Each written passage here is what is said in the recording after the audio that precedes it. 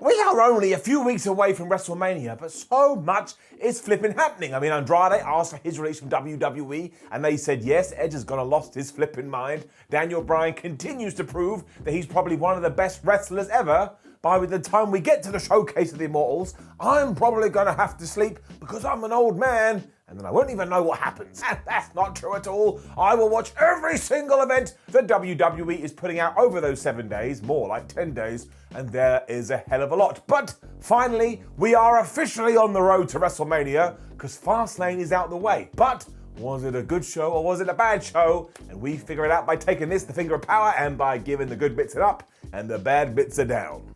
So let's just up those downs for WWE Fastlane.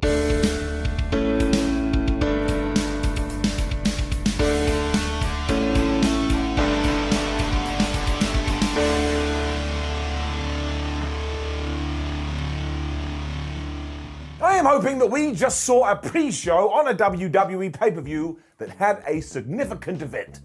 Because it was Riddle versus Mustafa Ali for the US title in one of those, we just made a rematch, but we didn't tell you on Raw, because we want you to follow our social media, and if you don't, well, flub you. They had a really fun contest though that Riddle did win after he hit the Bro Derek from the second rope, but it was the fallout that made the headlines, because Mustafa Ali was all like, oh, you're all rubbish and I hate you all, when all of a sudden his team, known as Retribution, not only turned their back on him, but they gave him a double choke slam. So yeah, that's done, it's over, and now while you may raise a slight eyebrow, given that this group was disbanded on the pre-show, remember a couple of things. One, WWE could just have dropped it in the toilet and then pretended that you never even saw it, much like Raw Underground. I mean, what the hell's going on with that?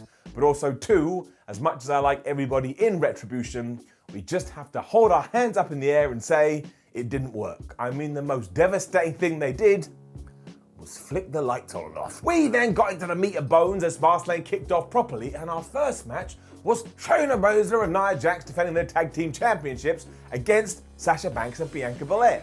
Also, Reginald was back on this show, so I guess he just did go to a spa. He was positively glowing. And look, this was a decent match too. I actually think all four of them have really good chemistry. But the issue is that you have exactly the same story on either side of the ring. Like Nia and Shayna can't get on because they hate each other. Sasha and Bianca can't get on because they hate each other. Michael Cole and Corey Graves can't get on with each other because they hate each other. Me and my hair can't get on with each other because we hate each other. It's just the same damn thing. Like in WWE, you only form teams in order to break them up. We did get to see one of the best hot tags in ages after Bianca Belair had been beaten up for ages. She kind of flipped and flopped her way over to Sasha Banks and hit the hot tag. And then when she was back in, she busted out a 450. And if we are not going to make Bianca Belair the champion soon, we are crazy. At this stage, I was more than 1/2, but then Reggie hopped up on the apron and I audibly went, well, here we go. Because it did cause somewhat of a distraction, but Sasha was still able to lock the bank statement onto Shayna Baszler when Nia Jax pushed Bianca and broke this up, which meant, of course, as soon as Sasha was back on her feet, she was like, Bianca Belair, you absolute moron. And Bianca Belair was like, wasn't my fault, it was Nia Jax. But even though Stevie Wonder could have seen this, nobody believed the other one. So Shayna Baszler used the most devastating move in all of sports entertainment, the surprise roll-up. And she got the 1, 2, 3. So this is just the stupidest build to what is going to be a fire match at Mania, because Sasha and Bianca keep losing. We established afterwards that Sasha is definitely going to be the heel for their singles match because she slapped the eyelashes off Bianca Belair, and I mean that literally, one went foof and went hurling off into the air, and even though she was really surprised, she was still able to look at the WrestleMania sign like, oh, WrestleMania, because if you don't do that, you just die. We just don't need any of this nonsense given the caliber of wrestlers that we do have in here. And also, as I always go on, I know it's boring, I'm like a broken record. If you had separated the championships, you could have worked in Bayley, you could have worked in Ruby Riott, you could have worked in Liv Morgan. I mean, where the hell was Mina than Tamina? Where the hell was Natalya? There's a bunch of people. We could do this all day, and because of that, it's got to get it down. We then actually learned we were watching Raw, and who knew? Because Shane McMahon was shown in the back, and he's gone and injured himself during his warm-up that happened earlier in the night. Handily, he was also approached by Elias and Jackson Riker, who were desperate to do a big performance at the Show of Shows. Shane McMahon had a better idea. And if you haven't figured out that Elias was going to be his replacement, then bless you, I envy your innocence. McMahon was also wearing a Braun Strowman t-shirt, but he covered up one of the words so it said stupid or Stupid Express. And I was like, man, how long did you take to come up with that? Like 32 seconds? More effort was put into the creation of Poochie. Big E versus Apollo Crews for the Intercontinental Championship was next, and they Dave Bautista'd me because they gave me what I want. We kind of had to go a weird way to get there, but I don't care, up. Now, firstly, they just whipped each other's ass. I mean, as soon as the bell went, they went at each other like two bulls, and then Big E was doing that spear through the ropes to the floor and splashing Apollo Crews as he was on the apron, as he has promised us on SmackDown he was gonna try and kill Nigerian royalty. It changed when he went for another splash in the corner, but Apollo got out of the way, but then he was just busting out multiple German suplexes. And do not forget, Big E is a very big man. The clue is in the name. They were then trading moves because Apollo Crews went for a powerbomb, but Big E was able to slip out the back and get out of that, and then he went for the big ending, and Apollo kind of did the same.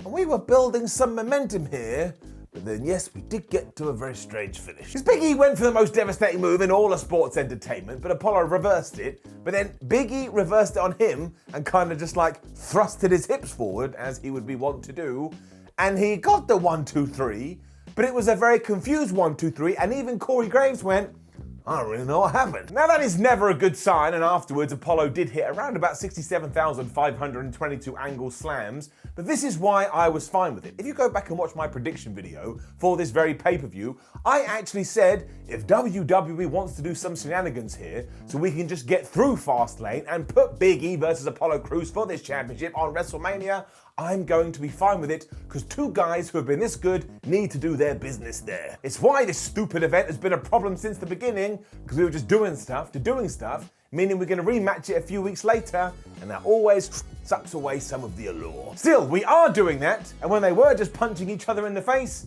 it was fine.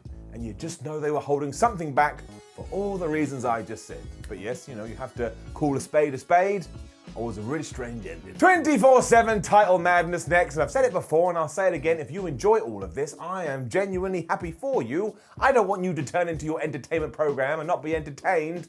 I just think we really got to kill it off. Down. I also just want R-Truth to be involved in a proper story, because now the 24/7 championship has been a gateway into commercials. And I suppose that's fine, WWE got to make their cash, but that is literally what we did. Because we had a new champion here, and it is Joseph Average, who in this context was the Old Spice guy. That's right, he was trying to sell Tozawa some Old Spice, like, man, you're gonna smell so good, when R-Truth appeared through the Old Spice, and Joe Average just rolled him up and got the pin. R-Truth didn't like that, so he then rolled him up and he got his championship back, all the while going, oh my gosh, you smell like a bow of flowers. What was really weird though is that Mr. Average was also Eric Bugenhagen from NXT, and you weren't meant to know it was him. So I kind of just started staring off into space like this. It's like I entered a paradox. It's like, okay, I'm not meant to know, but I do know. Then my head exploded. Then I had to go to a cloning factory, so this is the second version of me, but the big point is, I just don't get it. But if you did go out and buy some Old Spice after this, then I suppose it worked. Shane McMahon then screwed over Elias, because of course he did, and we were reminded one more time that we were just using Fastlane to build matches to WrestleMania. What flipping world we living in? Down. McMahon invited Elias out to do a special contest, bling ding ding, and then before he could do anything said, I'm only kidding, Elias. You are actually my replacement. Good luck, because here comes Braun Strowman. Straight away we heard, whoa, and out came this crazy anger management nightmare, and he didn't seem to care about this at all. Even though he has been melting down on television week after week, now he's like, all right, fine. So he absolutely ruined Elias, he absolutely ruined Jackson Riker, who was at ringside. I mean, this was a bona fide squash. In fact, he destroyed them so badly, if you rang the police, they would actually look into it. And of course, eventually he just hit the running power slam, 1, 2, 3, and he turned to the camera and went, raw! And then went and did his weeding, because he's still dressed like a gardener. So really, it was never going to be Shane versus the Monster here. It was all one big ruse, because why the hell would they do that anywhere but WrestleMania? You know, I've said it enough. We don't need to go over it again. We then made sure to make Riddle more of an idiot than he has been up to date, because he bumped into Shinsuke Nakamura backstage here, and he was just going on and on about scooters and them going to a party or something, and Shinsuke got so bored with this, he just went and hid behind a locker, and then Riddle kind of popped up and went, oh, where did he go? I guess he's listened to me, and he's actually gone to buy a scooter. As ever, surely this character can't stand the test of time, but worse than that, I always laugh. I always chuckle away in spite of myself, so I suppose we have to consider it good. This was all leading to Nakamura versus Seth Rollins, which was such a good matchup, but nothing was as good as Seth Rollins' dress game that we saw during the pre-show. So as always, let's recap. Because week 1 he was tears, week 2 he was a rug, week 3 he was a cloud, week 4 he was some lips, week 5 he was a country garden, week 6 he was a felt tip pen, and then on this evening, he was literally dressed in a suit that looked like camouflage. This is just the best drip I have ever seen in my life, and I am absolutely in love with the Seth Rollins character just because of his stupid suits. Seth also started this by firing off with these giant knees and backbreakers that look really good, and he's kind of melting down here because he was just shouting into the abyss, I can't believe Cesaro gave me the big swing. So he tried to give Shinsuke Nakamura the big swing, and of course that failed, and Seth needs to keep shouting stupid stuff, because when he was in the ring during his entrance, they showed the video of how this match got set up, and Shinsuke Nakamura whooping his ass, and he was like, we don't need to see that, who saw that? I'm really enjoying this transformation. Nakamura reversed this into an armbar instead, and then he was hitting a sliding drop kick, and he just ran at Seth in the corner and hit him with this massive knee for a near fall. And it just makes you say, my word, Nakamura is so good. He ended up on the outside eventually, so of course Seth Rollins dove at him, because you have to have at least one dive on every wrestling show, otherwise the sky's open and aliens are allowed to attack. They were then both dodging each other's finishing moves, and while we do this a lot, I get a kick out of it every time because it's like watching two guys that are really good at WWE 2K. Unfortunately for Shinsuke Nakamura, in this sense, he ran out of meter before Rollins. Rollins was then able to kick him in the back of the head. He then followed it up with the curb stomp. And of course he got the 1, 2, 3 because again, what are we building to? That's right, WrestleMania, where Seth will take on Cesaro. This was really fun stuff though, and before we did get to the finish, Seth did this weird thing where he kind of went to hit Shinsuke, but Shinsuke got out of the way, so he kind of hooked his knee on him and then hit him. You need to see it. It was a little bit like watching Tetris. Up. We also got to confirm that Rhea Ripley is going to be debuting on Raw this evening, and thank Flub for that. And here's what we need to do. We need to work her into a program against Asuka. Then we need to do Asuka versus Rhea Ripley at WrestleMania, and Rhea Ripley needs to be the champion. That's nothing against Asuka. I think the Empress of Tomorrow is one of the best wrestlers in the world, but let's not muck around here, people, and let's turn Rhea Ripley into a star. Drew McIntyre and Sheamus then honestly tried to kill each other for the 3rd week in a row. If you have no interest in watching it, just go to social media and look at the welts and the bruises on their entire body. These two are absolutely crazy, and they get enough. In the weekend, it magically become a no-holds-barred match, even though I'm pretty sure their last match was a no-holds-barred match, but if you're going to do it this way, I don't even care. Because they were out on the floor before you could even say fella, and they were chucking each other into the ring post, they were chucking each other into the barricade, then they introduced a kendo stick, and this was just the tip of the flippin' iceberg. As they got back in the ring, Sheamus hit Drew with this crazy knee. I'm surprised he didn't lose a tooth like Asuka did a few weeks ago, and then they got that kendo stick, and they were just hitting each other so hard, I was sat on my sofa going, like I was being attacked because I have serious problems. This also upset McIntyre so much, he took the stick and he rammed it into Sheamus's eye. And really, we have to go and hold Seth Rollins accountable here. He has introduced this crazy obsession with vision, and now everybody is trying to remove eyes from their sockets. It was at this point you could see all the marks forming over their body, and then they went like, oh, we're bored of the ring. Let's go to the Thunderdome screens, where Drew grabbed Sheamus and chucked him into some of them, and of course they went, and they exploded. So that's officially attempted murder, but then Sheamus was back on his feet and he poked Drew McIntyre right in the eye before he then kicked him over the barricade, and then he hit a white noise through the announce table. And if you had told me, well, sorry, that's the end for these two, I'd be like, yeah, I understand why. Sheamus was also screaming the whole time, fella, it was me that should be at WrestleMania, because I cannot do an Irish accent. And because he had like a piece of the table left, he thought, I'll Alabama slam Drew into that. but it did not go well. He got Future Shock DDT'd into it instead. Then Drew followed up with the stiffest Claymore kick you've ever seen in your life. He just kicked his friend right in the jaw, but it did allow him to get a 1-2-3, and these two dudes just have incredible, brilliant, awesome wrestling matches. So Drew was the winner here, but was he? Really? I think Pain was the victor, which makes me sound like Bane. Remember that from the Dark Knight trilogy? Oh, Pain was the victor. Sounded more like Kermit the Frog. I loved all of that though, almost as much as I loved what came next, because it was just pure WWE.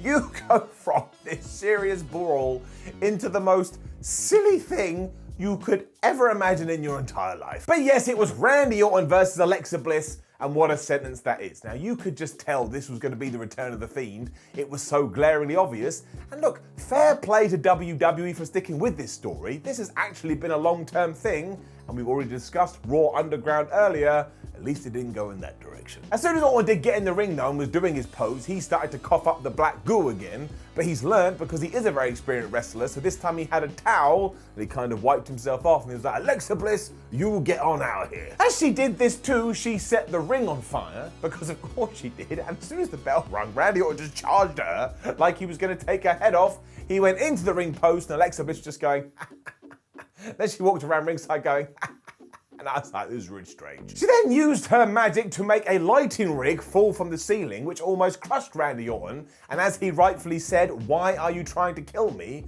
I should have had an attempted murder counter on this show. And then she threw another fireball at Randy Orton's head. And I was quite enjoying it this stage because I was like, oh man, this is like real life Street Fighter. This was doubly true because apparently Orton blocked the fireball, which means he must have been holding the right direction on his D-pad, because as we know in the real world, you can't block a fireball. Anywho, eventually a bunch of spooky noises started to play. It sounded like somebody having their ankles or bones broken, and a hand came through the ring. It grabbed Randy Orton by the leg. You then had one of the worst edits you've ever seen, and as there was more fire, who was standing in the squared circle? None other than Doink, after he's had a really bad day. Oh, it looked a bit like Skeletor from He-Man and the Masters of the Universe. I'm sure you can come up with your own, but basically, the new Fiend is quite literally burnt to a crisp. He has all like the melted face and he's got like charcoal clothes. And I understand what WWE was going for, and I do appreciate the effort. I'm just a bad human being. And started to laugh. It does make more sense now though, because we had just seen Randy Orton block fire, and now we know the Fiend can do that too, so if you're just in the company, you are able to block the flames, which is also the name of my new EP. Randy was terrified, but Alexa pushed him into the Fiend, who gave him the Sister Abigail, and then if you can believe it, Alexa Bliss pinned Randy Orton for the 1-2-3. So I just have a few questions, right? One, I don't think this was an no DQ match. So why the referee didn't disqualify Alexa Bliss and The Fiend, I have no idea. But also two, imagine this. If the fictional wrestling record book is real, and let's pretend that it is, one day you'll be going through it and you'll get to 2021 and it will just say, Alexa Bliss pinned Randy Orton, and you will have a million questions. I do want to say fair play to Randy Orton though, because he has taken everything that WWE has given and he has done the best job possible with it. I bet there'd be plenty of wrestlers that'd be like, no way, I am not doing that. Randy's like, I don't give a crap, I don't give a flub, I'll do whatever the hell you want. Unfortunately though, as creative as this was, and how I do enjoy the change of pace, it's just not for me. It's too ridiculous, and I like ridiculous to a certain extent, so for that very reason, it's got to get it down. I don't hate it though, I really don't. I respect the fact they're trying to be inventive. It just doesn't float my boat at all. And really, this new version of The Fiend, I am going to laugh every time. What did float my boat, however, was the main event and just the sheer genius pro wrestler known as Daniel Bryan. Also though too, DB and Roman Reigns just have ludicrously good chemistry. It was the same at Fastlane in 2015, it may be even better now. I probably could see them wrestle for like 2 weeks straight and I'd never get bored. Bryan went from the armbar straight away, but Roman fought him off because secretly he is terrified of tapping out. And even though he was trying to get the upper hand, he wasn't able to because Daniel Bryan was like, no, what I'm gonna do is I'm gonna work over your arm, I'm gonna work over your shoulder, and then you're gonna tap out or you're going to die. And they aren't my words, Roman Reigns, they are yours. But of course, oh, Roman Reigns, you're our tribal chief. Reigns stopped all of this with like the coolest spinning slide slam backbreaker thing you've ever seen in your life. And then he remembered that Edge was at ringside, who was the special enforcer, so he just started looking at him. I was a bit like, good point, Edge. No wonder he is looking at you. So far, apparently your job is just to stand outside and be an observer. Special enforcer my ass. Given that Reigns was the bigger guy, of course he had to run at Daniel Bryan before smashing into the post because Bryan got out of the way. And then as Daniel Bryan went for a Hurricane Rana off the top rope, Roman Reigns turned it into a Boston Crab. At this point I was like, you know what? I am having a good time. Bryan then started to use more high-flying stuff as Roman was like, I'm a power guy, so I'm going to be powerful. But as he went for a powerbomb, Daniel Bryan then turned that into the Hurricane Rana for a near fall. And again, I was just jumping around because nobody is better, even in a match where you're convinced that you know the result, nobody is better than Daniel Bryan at making you go, but wait a minute, I'm starting to believe. Daniel then stomped on Roman's face for a while because why the hell not? Before we got to shenanigans, because he was going to follow it up with a running knee, but the referee, like the doofus he was, had positioned himself right behind Roman, so of course when he went for it and the head of the table got out of the way, it was bye-bye official, he got knocked down. Straight away though, Roman Reigns then busted out the spear and he had Daniel Bryan pinned for the 1, 2, 3, and at this stage, finally, the Rated R superstar went, oh, I can do this, so he ran in the ring, but he only got 2. That sent their tribal chief nuts, so he started arguing with Edge, but then Daniel Bryan was back and he locked Roman Reigns in the S-lock, then Jey Uso, crazy Jey Uso, he was here too and he started super kicking everyone, and understand that some are saying it was overbooked, but who the hell cares? It was like a roller coaster. Uso launched Edge into the ring post and then got a chair, but because he is Jey Uso, he's not allowed to get anything, so instead Daniel Bryan cut him off, he picked up the steal, and he started to whoop Jey Uso's ass. This also allowed Daniel's darker side to take over though, because he then realised, well, all the referees are down, this is my chance to not only become the Universal Champion, but go to WrestleMania, so he was gonna twonk Roman with it. But instead he hit Edge. This then got even more nuts because Roman charged at Daniel Bryan, he applied the yes lock once more, and if you can believe it, and you should do because it happened, Roman actually tapped out. Now, it was a very weak tap out, and again, I was chuckling away a little bit, but he did it, which goes to prove he is a stinking liar. But of course, once again, there was no one to see this, so the match didn't end, and it all came down to stupid Edge, because he couldn't handle any of this, because he feels like people are trying to usurp him, so he got the chair, and he beat up everyone, including Daniel Bryan. He started screaming like, people are trying to take my WrestleMania moment away from me, before he stormed up the rampway like he was going to get a gun and tell the kids to get off his lawn. But then back in the squared circle, Roman Reigns crawled over to Daniel Bryan, he draped him arm over him, got the flipping victory. It has been made very clear afterwards though, now at WrestleMania, it is going to be Roman Reigns versus Edge versus Daniel Bryan for the Universal Championship, and that makes me very happy, because I predicted that on the prediction show. What a bald asshole I am. But I'm alright with that, I truly am. You can add Daniel Bryan to everything, and it will get better, even your relationship. Whatever your relationship is, if Daniel Bryan was in it, I promise you it would be better. I know there's some cynical cats out there going, well, he's only in it, so Edge can pin him or he can take the loss. Who cares? So what? If the bulk of the contest is as fire as this, well, give it to me every day of the week and twice on Sunday. So it was an absolutely terrific end to Fastlane, which really was a pay-per-view of 2 halves. Like the first half was a little bit janky, but the second half was great. But I would always stand my ground and say, we should never have a pay-per-view weeks before WrestleMania. It makes no sense. But still, those last few matches is getting up. Now, don't forget to leave a comment below and let us know what you thought about WWE Fastlane. Please like the video, share the video, and subscribe. Then head over to WhatCulture.com where you can stay up to date with everything in the wrestling world. Follow us on social media, and there's videos right now, like there, and everywhere. Give them a click and stay on the channel. My name is Seth for WhatCulture. Thank you very much for watching me as always, and I'll see you tomorrow and throughout the week when we take the finger of power and up and down as much as we possibly can. You take care.